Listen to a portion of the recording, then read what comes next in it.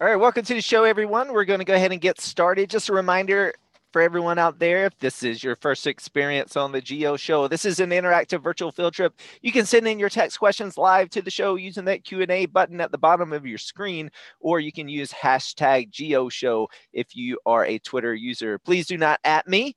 I am only following the hashtag GeoShow. We also use Kahoot here on the Geo Show, so get logged in over at kahoot.it to play along with our survey questions and our quiz at the end of the show to try to win that postcard from me, GOB, from the Learn Around the World studio. Today's game pin is 4600719. Also, if you stump me on any questions, we'll make sure to research those and post those over to Flipgrid at flipgrid.com/GeoShow. All right, GeoShow is now live. Let's do it, explorers.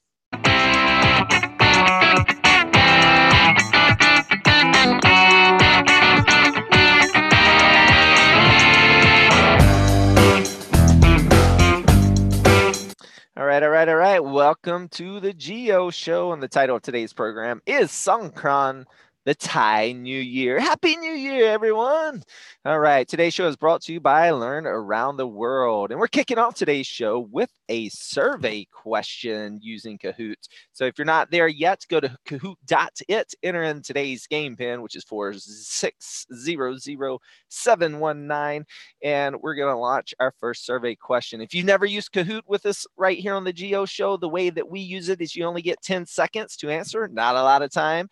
And we're going to tell you to also look up at the screen where you see me right now. This is where you're going to see your questions and the answers. Don't look right down at your devices if you've never used Kahoot before. You're only going to see buttons to choose your answer with. So you must look up at the screen to see those. Okay, so if you're not logged in yet, don't worry. These first couple questions are just survey questions and they're not worth points. So let's go ahead and launch that first survey question of the day. And the first question for everyone is going to be, we're going to Thailand. Where is Thailand? Do you guys know? Is it in red, South America, blue, Africa, yellow, Southeast Asia, or green, Europe?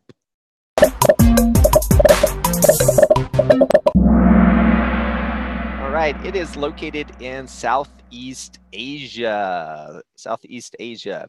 All right, we're going to go ahead and find out where exactly it is. If you don't know where Southeast Asia is, or you don't know where Thailand is, let's talk about that now, because on the Geo Show, location matters. Always matters. It's very important.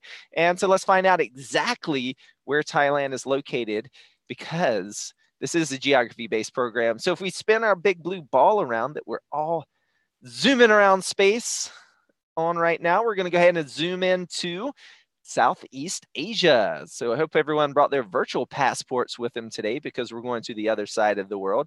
And Thailand is the country that's highlighted in red here. And Southeast Asia is this area. It's a large peninsula, also sometimes called Indochina as well. And Thailand is shaded in red.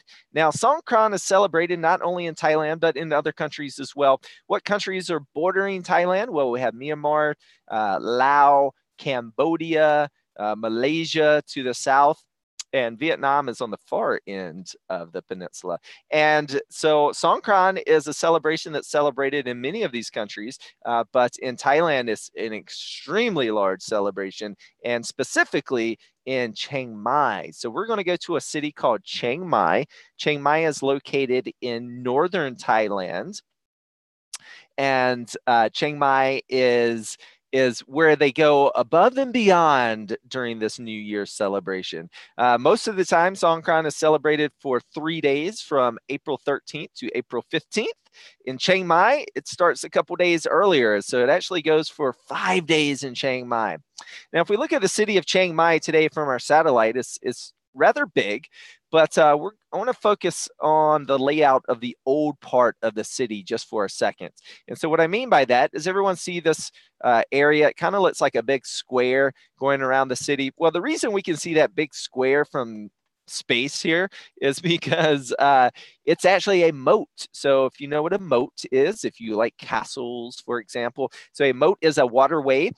Typically it's man-made. It's we as in people will build them around cities or around castles. So if you're coming from the outside here, it's hard to cross that waterway if you're invading the city. Now, it's no longer used for protection of the city today. The city is actually a lot bigger than the old part of the city, but you see the corner there where that waterway spins around. So, but that waterway, that moat, is going to play an important role of how Songkran is celebrated in Thailand. So what is Songkran? Well, earlier I said Happy New Year. It is a New Year celebration. Happens every year between April 13th to April 15th, so 3 days. However, in Chiang Mai, they actually celebrate it for 5, but that's not normal. It's normal to celebrate it for 3 days.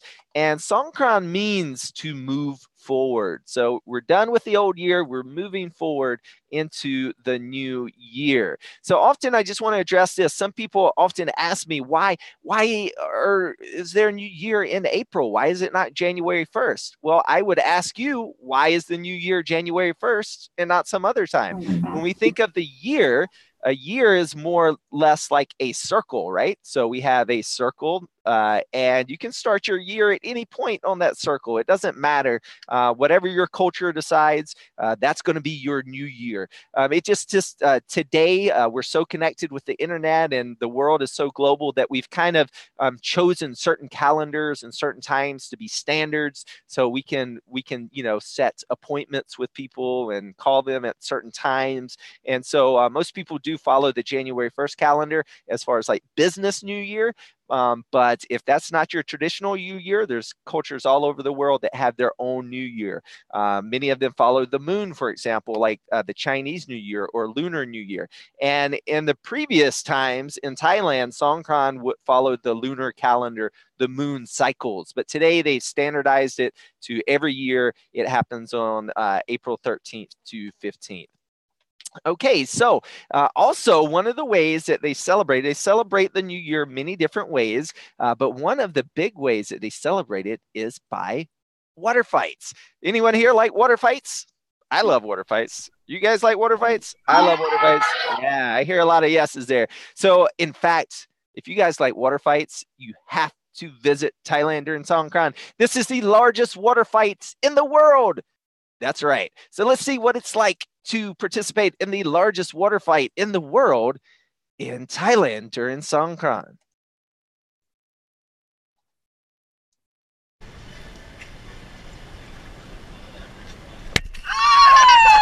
All right, so we're going to Chiang Mai. It's in northern Thailand. Remember, I just showed you all the moat? Well, that moat plays an important role during Songkran in Chiang Mai because it's a massive water source for water fighting. So what they do is they will drain this moat before the holiday and let it refill up. So they'll rake out all the litter or anything that kind of sunk to the bottom, all the leaves and everything throughout the year, and refill it with cleaner water. As you can see, people come up here, they use this moat as a supply, never-ending supply of water during this 5-day-long water fight in Chiang Mai. Again, around most of the country, it's 3 days, but here in Chiang Mai, they celebrate for 5 days. They go big here.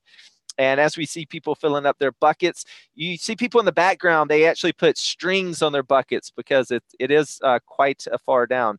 And people do swim.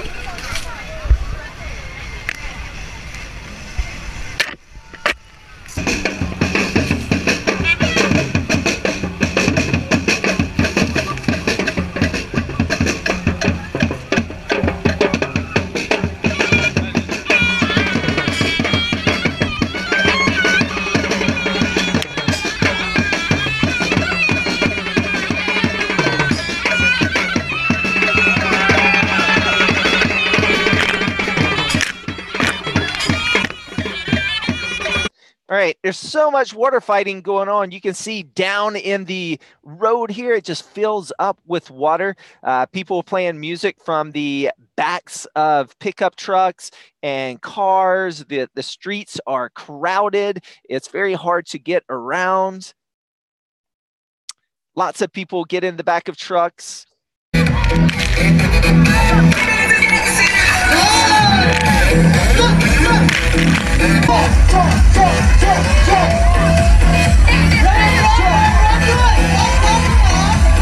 You can see they set up stages right on the edge of the city, the old part of the city. So this is right near the moat on one of the sides of the city. And they have stages where they play music for multiple days. They spray big water cannons out. You can see the stage is sponsored by, it's hard to see in the background, but it's sponsored by AirAsia. AirAsia is an airline. It's kind of like you guys would be familiar with Southwest Airline or Delta or JetBlue, something like that in the US. Well, AirAsia is a big airline here.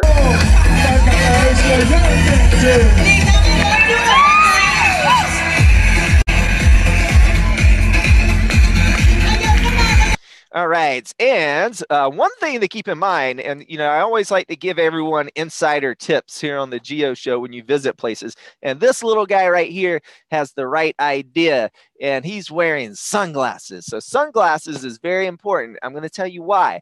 Because although water fighting is very fun, when you are going around in a city that a citywide water fight, you're going to get hit in the eye with a water pistol. And I got to tell you, if you've ever been hit in the eye by a water gun, it is not a good feeling. So he definitely is doing the right thing. So I would recommend that if you come.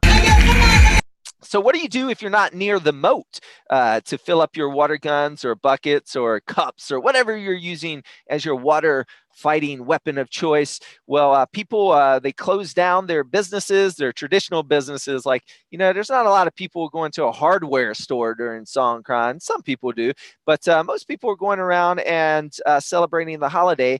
And so what they'll do in front of their businesses, they'll put bins of water. You'll see people with a hose just constantly filling up these trash cans of water in front of their businesses or homes, and just taking fun or part of the festivities. As you can see me getting a water fight here with these kids. This is a local family that they have their local business that's a separate business during the rest of the year, but during this part of the year, they'd set up some tables out on the street. They're selling water guns, they're selling buckets and all sorts of little dry bags. So you can see this girl in the background.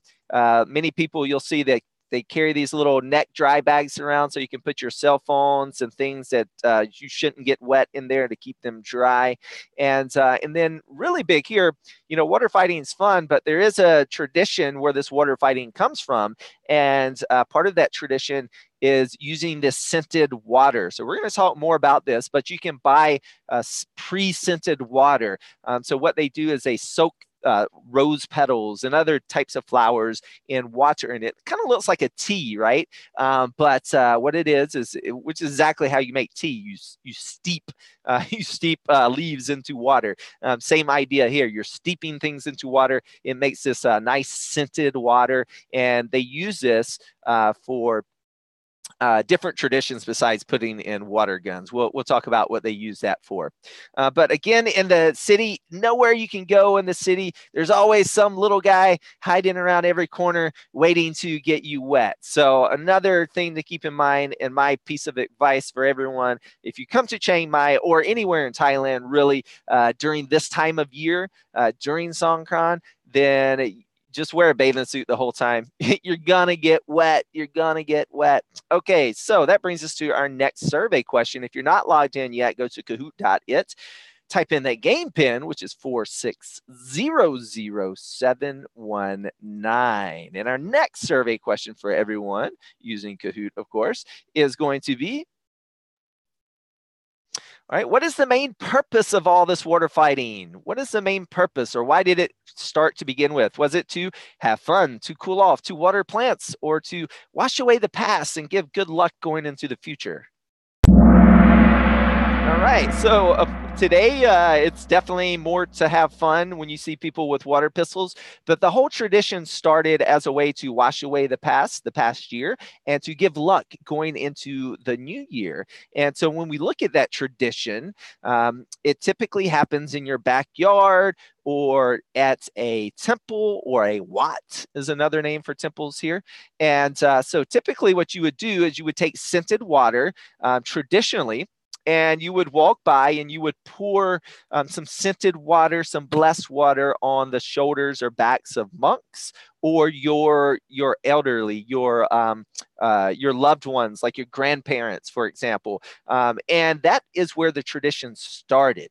Now you can imagine, right? Okay, so let me just paint the picture for you guys. The weather, the type of weather in Thailand is hot. It's a tropical environment, and there's a wet season and a dry season. Now we're getting towards the end of the dry season. April is the hottest month in Thailand, and so it's very hot, very dry there. So you can imagine, right, if you're in the backyard with your family at home and you have an old tradition of just pouring water gently down your grandparents' shoulders, and your brothers and sisters are around, you can imagine how very quickly that can become a water fight. And so that's how I imagine that this tradition has just morphed over time, over the years, until just a giant water fight. So it's what we do to have with our friends, but there is a tradition of actually blessing and giving good luck to people going into the new year with the pouring of the water. So there is a tradition behind it, but yes, there's a lot of having fun that goes along with that as well. And when we look at them, those traditions, and what makes Chiang Mai really special and really different than other places in Thailand, again, is this moat. So the moat is a constant source of water during all of this time. So it's just become a really, really big, popular place to come. And with the moat, the sidewalks are kind of narrow in between the streets and the moat. So you need to be careful. I've watched people fall into here. People did so on purpose to swim as well. So definitely, especially if you can't swim, you need to be conscious of this, because it could be dangerous at that point. And I pointed out earlier, but some people, what you do is you can tie ropes to your buckets, because the water level is kind of low. To get down there to refill those buckets is a good idea. And don't worry if you don't bring your own water gun from home to Thailand. There's plenty to buy here that they are well prepared to serve your water fighting needs. And just one more time is, again, I noticed some people had not such a great time because they kept getting wet at times. And you just have to go with the flow. Remember, if you come into a culture that this is a part of, you're gonna get wet, and go with it. It's like you don't raise money at school by having a car wash and go there and think you're not gonna get wet. You're gonna get wet because there's always some little guy hiding around every corner and waiting for people to come by, and he's gonna jump out and get you, as this girl found out. And so that is the largest water fight in the world. It's definitely a very fun experience, especially if you love water fighting. But again, it does have a tradition to it. That water fighting does have a purpose traditionally, as far as wishing each other good luck and washing away the past and going into the new year, because remember, this is a new year celebration. All right, just a reminder, if you're watching from the outside, meaning you're not one of our own camera guests who we're about to introduce in just a second, you can use that Q&A app or hashtag GeoShow to send in your questions early and often. We want to make this an interactive experience for all of you. And we do give a couple of shout outs here on the GeoShow. And our first random shout out today is going to Newbie Elementary School in Oregon. Big shout out to everyone in Oregon. Let's give one more right now. Let's go to Lawrence Public Schools as well in New York. So big shout out to Oregon, and a big shout out to the other side of the country, to New York. All right, we do have two on-camera guests with us, and they are Mrs. Worski's classroom from Anaheim, California. Welcome to the show, guys. All right. And do you have any fun facts you would like to share about Thailand or Songkran with us today? I do. Go for it. People from Thailand get soaked up in water during festivals. Right, and specifically this festival in Songkran during Songkran, I've even seen elephants. So in Thailand, they have the Asian elephant. I've seen elephants, so they walk around and they have that big elephant trunk that they can hold almost 2 gallons of water in and just spray crowds with. So a big fun time with the water in Thailand during Songkran. Great fun fact there. Also, we have Mrs. De La Rosa's classroom from Kansas. Welcome to the show, guys. All right. And I know we were a late edition. If you have a fun fact, share it. If not, just ask a question. Do you have any questions about Songkran or Thailand?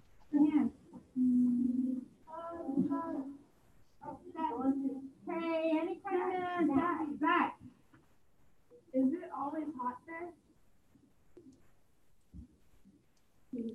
Is it always hot? Yeah. Was that the question? So typically, yeah, it's hot all year round. And but it is the hottest time of the year in April, the hottest time of the year in April. So it can range typically anywhere between like low 80s or so up to 90s, mid 90s is what you're going to get in the weather of Thailand. And especially this time of year, the end of the dry season, it can get cooler, especially in the rainy season. It cools off while it's raining. But most of the year, they don't have like a winter, like they don't have 4 seasons like most of you watching today will experience in your part of the world. Great questions there. And let me go ahead and check in on Twitter. And just a reminder, you can send in your questions via Twitter. And let's see, in a citywide fun water fight, awesome, great pictures coming in from Mrs. Whitcomb in Anaheim as well. All right, so don't forget, if you're watching from the outside, we want to get your questions as well. But let's go back over to Mrs. Worski's class. Do you guys have a question so far for us? You have a question. Go ask. Go up.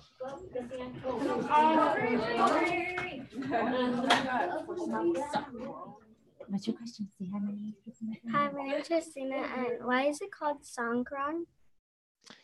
Well, it just comes from their a different language, so it's not English, and it means to move forward. So that's the definition of it. So that's why it's called Songkran. But it's not. It doesn't have an English name. It's because they don't speak English in Thailand. So they speak Thai. Thai is the language in Thailand. And so yeah, I don't know like the origins of the word of Songkran. I can tell you the definition, and I can definitely tell you why it's not an English name. Great question coming from there though. And let's go ahead and move into, so Songkran does have a many traditions to it, as we've learned about the water fighting tradition. And as you saw in one of your pictures, talking about giving blessings to monks. So there is a religious portion or part of this festival. And we are going to talk about the religion in Thailand next, which is going to lead us into our next survey question. So we're going to ask you guys next. So go ahead and grab your devices over on Kahoot. If you're not logged in yet, don't forget you can do so using Kahoot.it on that browser. 4600719 is our PIN number today. And our next question, survey question, is what is the most popular religion in Thailand? Is it Buddhism, Christianity, Islam, or Hinduism? What do you guys think?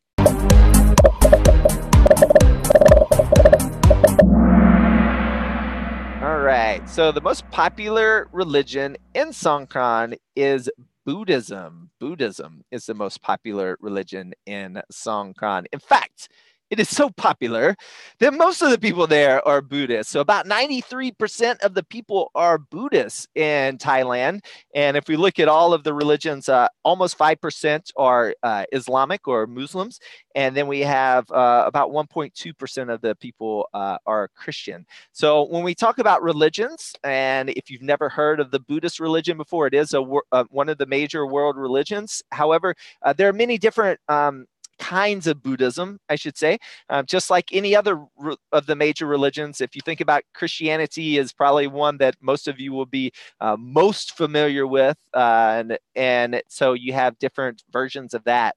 So you have like the Catholic version or the Protestant version of Christianity or the Methodists or Baptists. There are different types of Protestants. So it's all different kinds of Christianity. There's all different kinds of Buddhism.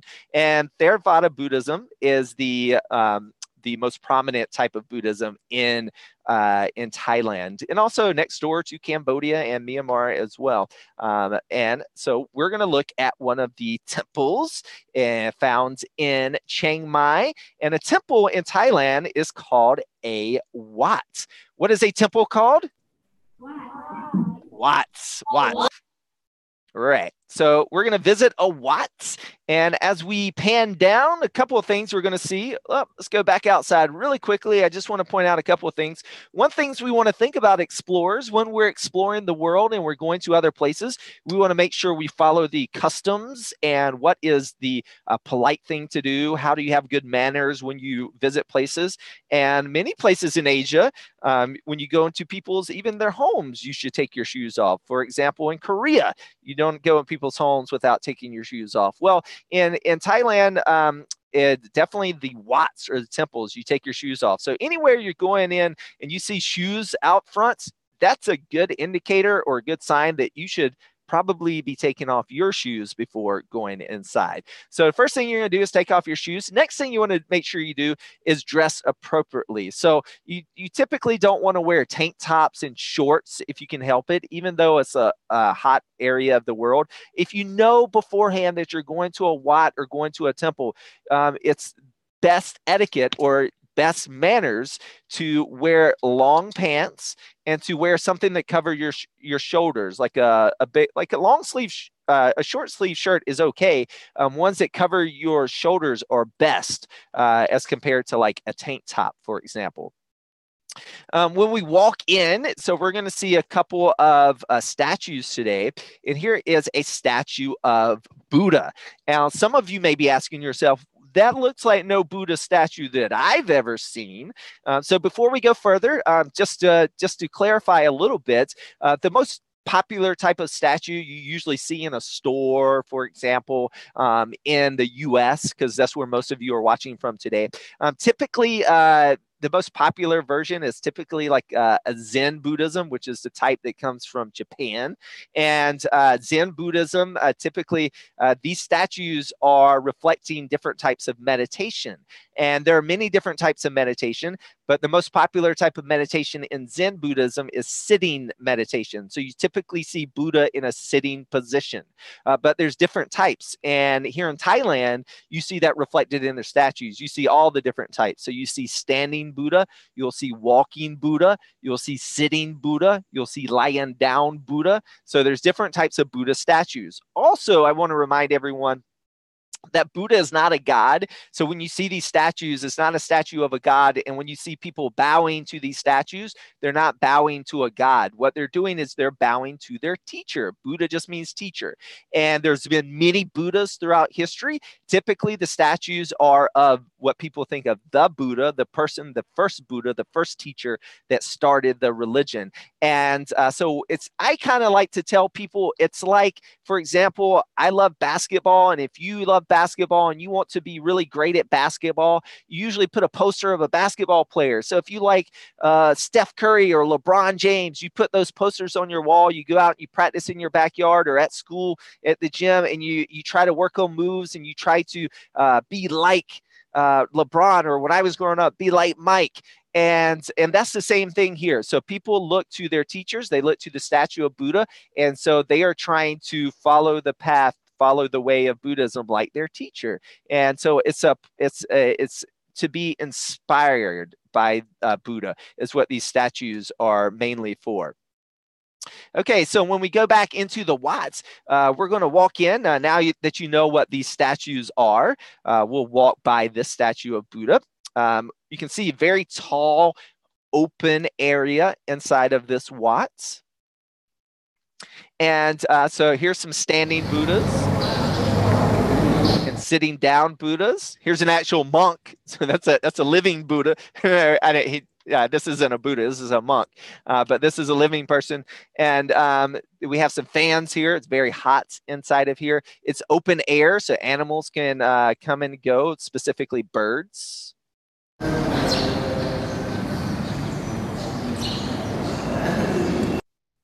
And you'll often see young monks in training and monks walking around Thailand, and they're typically wearing a robe. And many monks around the world wear robes, but typically you can kind of tell where or what style of Buddhism that they practice by the color of their robe. Typically, the people here in Southeast Asia, and this includes like Cambodia and Myanmar, for example, their robes tend to be an orange color. Some of the natural flowers that they used to dye their robes in the past would make these natural orange colors. Today they're used with chemical dyes, I'm sure. But the robes, say for example in Korea, the monks there dye theirs with ash from fire, so their robes tend to be gray and not this orange color. So that's something that you'll notice when you go around the world and see different Buddhist monks.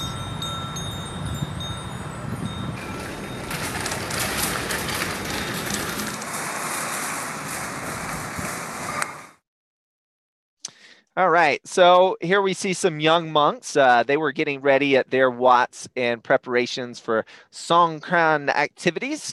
And when we look at the different monks or different Buddha, statues of Buddha, remember you're going to see them in different looking, they look different sometimes, and that's because they are different Buddhas. There have been many Buddhas throughout the years. One of the things that the types of rituals that you'll perform in a wat or a temple is you'll take these little gold leaves if you are a practitioner of Buddhism here. And what you do is you kind of say like a little prayer is the best way to think of it. And what you do is you stick the little gold leaf on the statue. So there's one on the forehead here, but there are some of the statues you see they're just completely covered with these little gold leaves that people stick onto the statues. And here is a type of, not a statue, but a type of architecture, or, oh, that's a horrible picture. Let's just use this, all right? So this right here is called a stupa. A stupa. Can everyone say stupa? Stupa. Right. So a stupa also, some people sometimes refer to these as pagodas. You may have heard of a pagoda before. And but the actual shape itself in the Buddhist religion is a stupa. Stupas are used typically to put religious relics in. What I mean by that is, say, for example, sometimes it's, say, a monk. If a monk dies and an important person, they'll cremate them and put their ashes in the stupa, or some other important things. Or sometimes they're just a visual representation of the teachings of Buddhism. So the teachings, the idea or the points of Buddhism is to reach enlightenment. So if you start off and you follow the path, you get closer and closer and closer as you reach enlightenment. So it's kind of a visual representation of the practice of Buddhism as well. So that's why you'll see these all over Thailand, all over Asia as well. Here's some just different versions of Buddha statues, some standing, some sitting. And speaking of sitting, when you go into a temple or a wat in Thailand, you see right here, this person is sitting with their feet out to the side. This person is sitting with their feet pointing backwards, okay?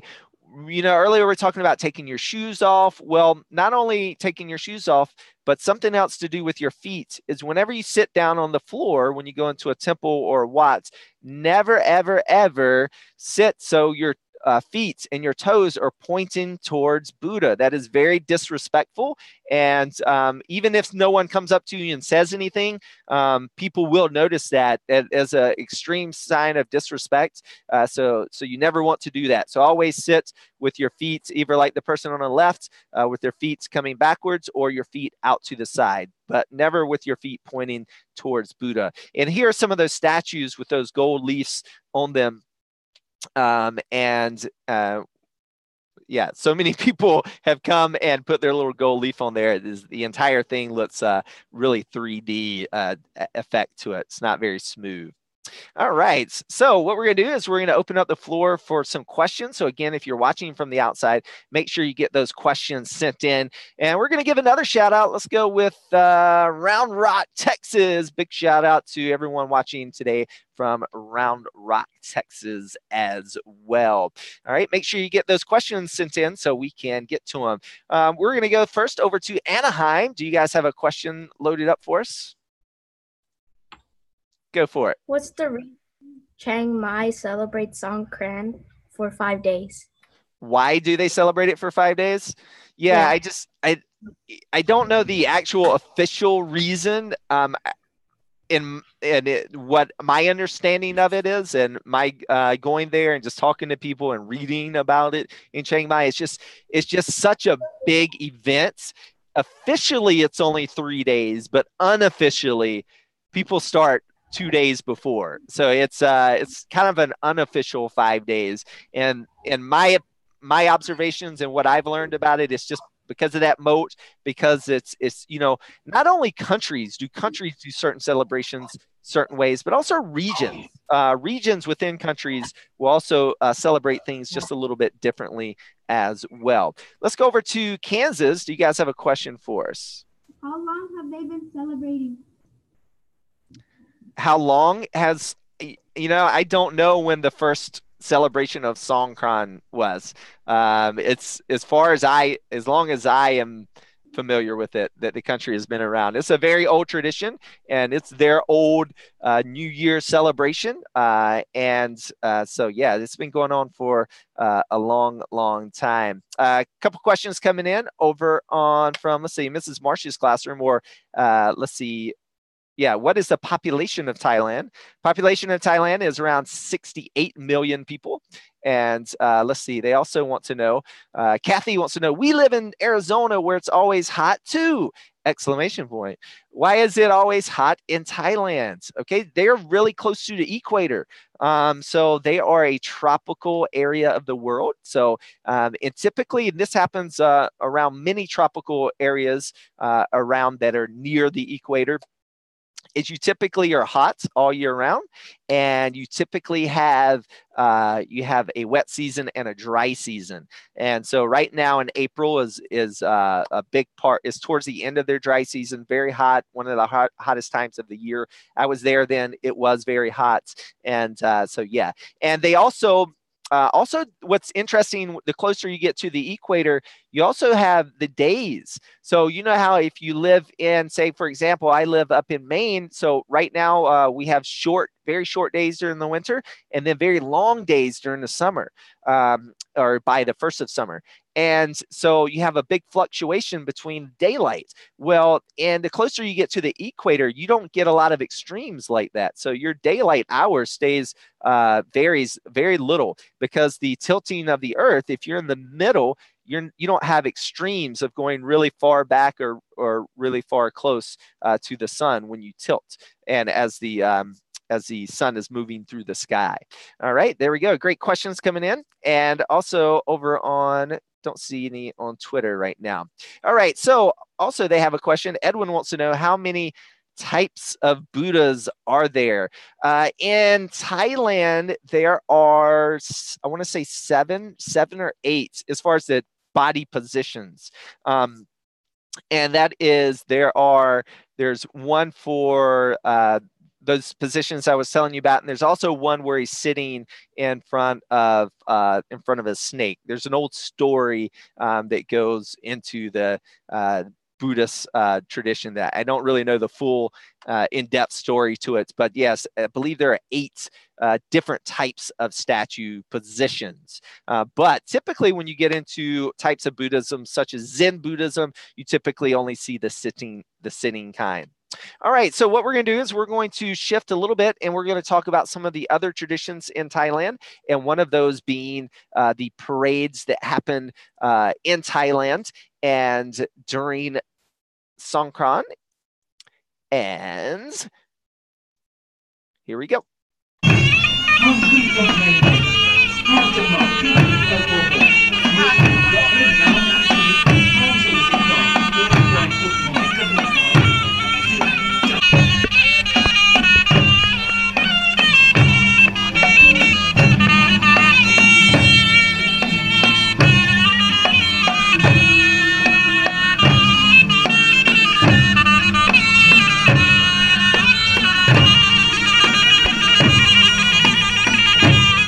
see they're walking by carrying that scented water. Very important. You can buy the scented water in bags and cups. Here's one of those positions coming by where Buddha's laying down.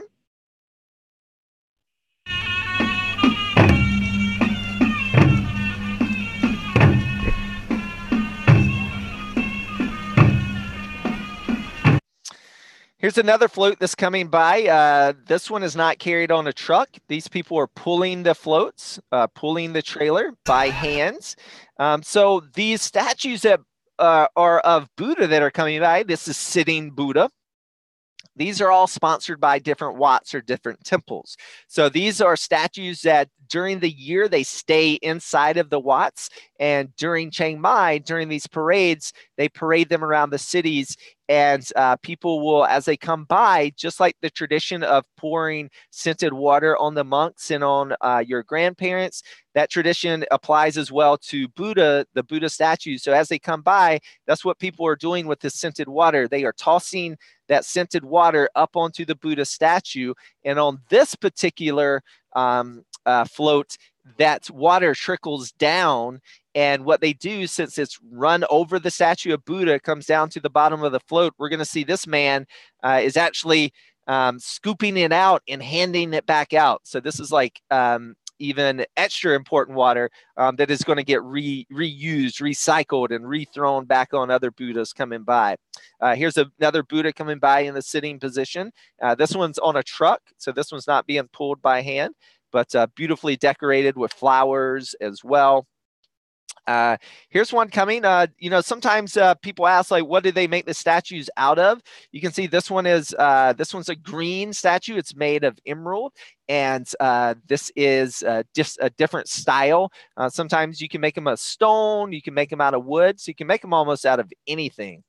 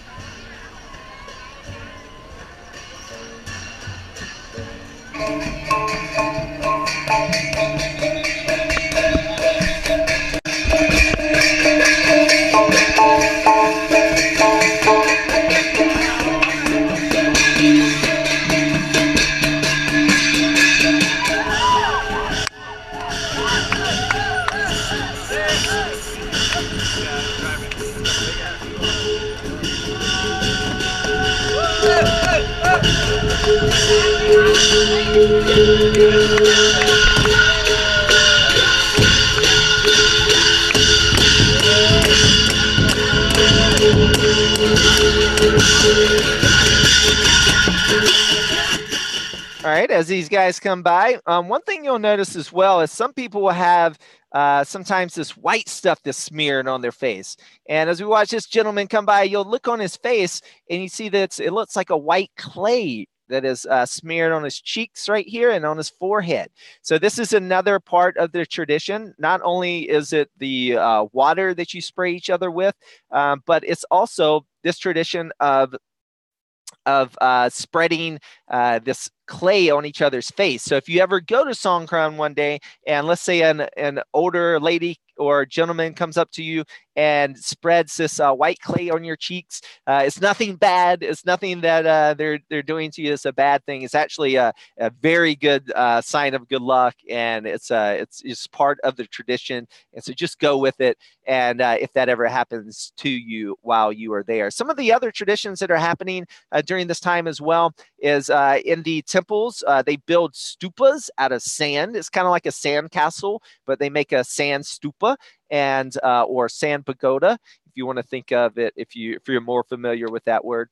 And the tradition comes from in the olden days before temple and Wats were paved, and when they were dirt ground, more dirt floors around.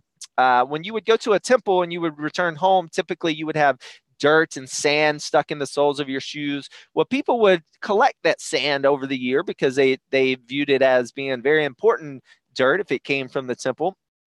And at the end of the year, so at Songkran, they would go back with their little bowls of sand and dump it out at the Wats. And they would have these big piles of sand that they would make these sand pagodas or sand stupas with. And that's where that tradition started up. Today, they'll just bring the sand in with a dump truck and they'll make it from there. But that's where the tradition started from, and that's what they were doing right there. Okay, so what we're going to do is we're going to jump right into our Geo quiz. See how well you guys were paying attention. We want to go ahead and play that for classrooms that need to go ahead and move on to the next part of their day. If you have time to stick around with us, so we're going to open up the floor for more questions after the Geo quiz, and good luck. So everyone grab your devices if you're playing along today using Kahoot. And don't forget, every question from here on out is worth points. That means the quicker you answer correctly, that is, the more points you will get. And you're playing for a postcard from me, GOB from the Learn Around the World Studios. All right, here we go, guys. What type of holiday is Songkran? Is it a Labor Day, a harvest celebration, an independence celebration, or a New Year's celebration? All right, it is a New Year's celebration. And Glad Turtle takes the lead. Great job, Glad Turtle. The most practiced religion in Thailand is red Buddhism, blue Hinduism, yellow Islam, or green Christianity. All right, it is Buddhism. Great job, Glad Turtle. Next question. Where is Thailand? Where in the world is Thailand? All right, is it red Europe, blue Africa, yellow Southeast Asia, or green South America? All right, it is in Southeast Asia. Great job, Glad Turtle. You guys gonna let turtles are slow. All right, anyways, just kidding, Glad Turtle. You're doing great. All right, Songkran means red to move forward, blue to have a water fight, or yellow to live in the past.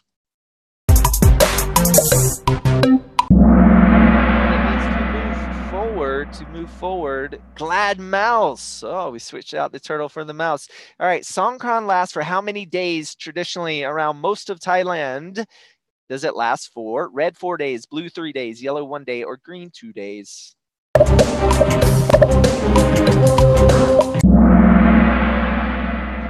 Alrighty, it was 3 days, and today's winner is dun, dun, dun, dun, Super Elephants. Congratulations, Super Elephants. If you are Super Elephants teacher, please make sure you send me your school address. Do not email it to me. Do not send it to me via chat. Instead, send it to or go to yourself to learnaroundtheworld.com/prize. learnaroundtheworld.com/prize. That's that URL at the bottom of your screen right there. All right, go ahead and fill out that Google form and I'll get that postcard sent out to him or her. All right, so if you have to run on with your day, have a great day and Happy New Year to you. At least the Thai New Year, that is. And we're going to open up the floor for any questions. So if you have time to stick around, keep sending those in and we will send them out. Jackie wants to know from Arizona, how do they get the gold leaves to put on the Buddha's bodies? So they'll have them especially where that tradition is prominent. Either you bring it with you or they have them at the temple. So, and this is one of the ways that temples, Buddhist temples, they raise money. So it's the idea of merits. So in Buddhism, there's this idea of if you guys have heard of karma. So during your life, you build merits, is basically by doing good things, right? And in your life, you build merits. And at the end of your life, that karma goes with you into the next life. And so building karma is kind of an idea there.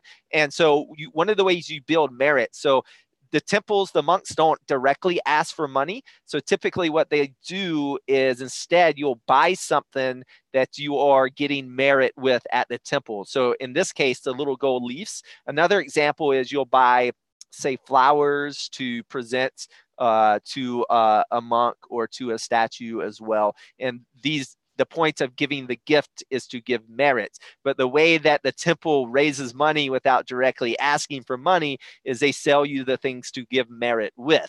And one of those things would be these little gold leaves. And that's a long-winded answer, but there's a kind of a weird economic backing to it as well. Okay, let's go over to Anaheim. You got a question geared up for us? Which kind of music do they hear? Do they listen to? I only know from just what I heard walking around and going down the street, and just like almost anywhere in the world, like they have pop music. So pop music is big here. In many places around Southeast Asia, if anyone here is K-pop fans, K-pop is huge in other places around Asia. Any fans of K-pop? No? Any fans of Yeah. K-pop? Anybody? No? Like Yeah. Yeah. You guys. So K-pop is Korean pop. Korean pop. You guys remember Gangnam Style? Gangnam Style. Okay. Everyone remembers Gangnam Style. I lived in Korea when that came out.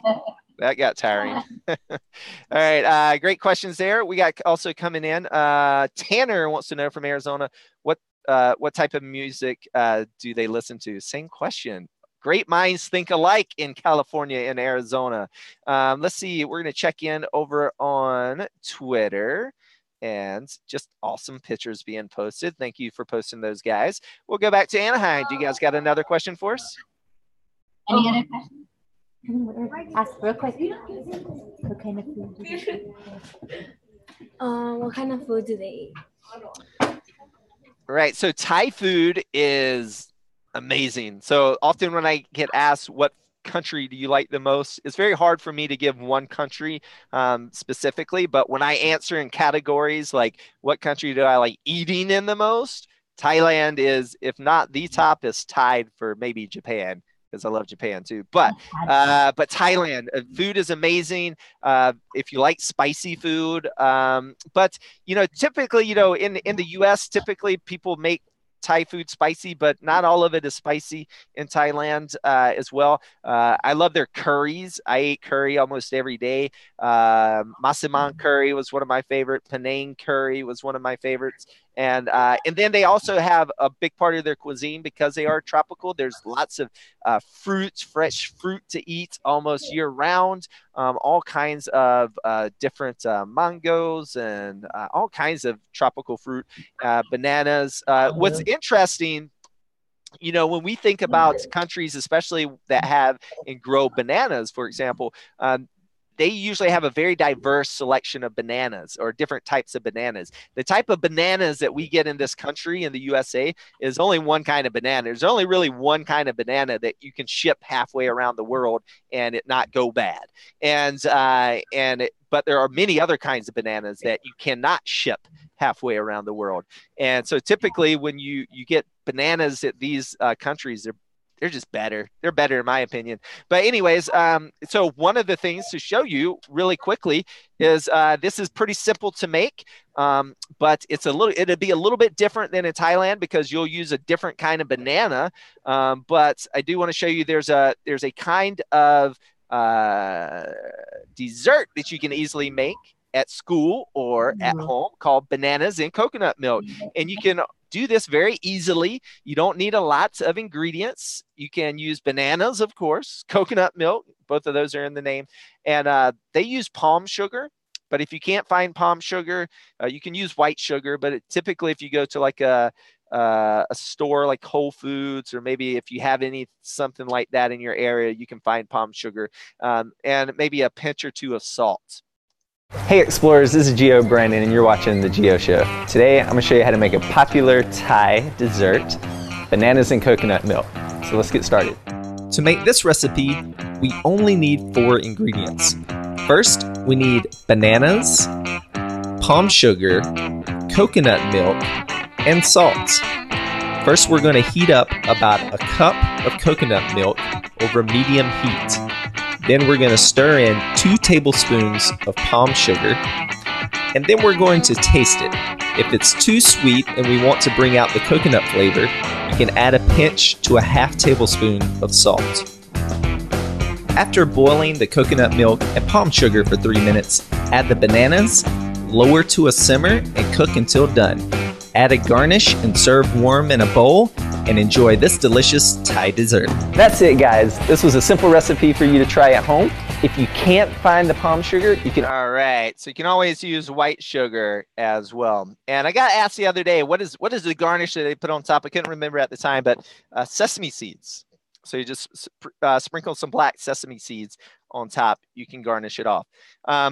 Hayden wants to know, what are schools like in Thailand? Unfortunately, I did not get to visit schools in Thailand. When I was there, I was putting together programs about elephants and programs about Songkran. I do know schools, they're going to have public schools and private schools, just like you'd have in the U.S. So schools are very similar in that regard. They are, there's a lot of foreign teachers living there. So specifically countries that have English as their primary language, they'll bring teachers in. English is a very popular second language to learn in Thailand. So there's lots of people that go to places like Thailand to teach English. And a lot of those places are like private academies. And then there's also public schools as well. Also, Aaron wants to know, what type of transportation do they use? So cars, trucks, just like in this country. However, there's a lot more motorbikes that are used, and tuk-tuks are huge. So tuk-tuks are like it's kind of like a cab, but it's an open air. It's like a 3-wheeled vehicle. So it's kind of like a motorcycle front and a little kind of like a love seat in the back. So it's like a 2-seater, like a bench. Sometimes there's 2 benches that are facing one another, and those are called tuk-tuks. And so those are a cheap public form of transportation to go from one place to another. It's kind of it's how I traveled a lot. And if you're going to travel in Thailand, especially during Songkran, so you can't even if you're traveling from point A to point B in a tuk-tuk, people are going to be throwing water at you as you go by in the tuk-tuk. So again, you just have to go with it. Be prepared to get anything and everything wet. Take lots of large trash bags or buy them when you get there if you do need to keep anything dry. For example, when I was leaving Chiang Mai, was right at the tail end of Songkran, and I was in a tuk-tuk going to the bus station, and my bag got soaked because people were throwing buckets of water at you as you go by. All right, well, we're going to go ahead and call it a day and wrap it up. Looks like most people are out of here. So thanks for everyone that participated in today's virtual field trip hosted by Learn Around the World and the Geo Show. Until next time, I'm GOB. You've been watching the Geo Show, and keep exploring. Bye, guys. Bye, Arizona. Love having you on here. Shout out to Arizona, Mrs. Marsh's class, Apache Junction, I believe, off the top of my head. Have a great day. Bye.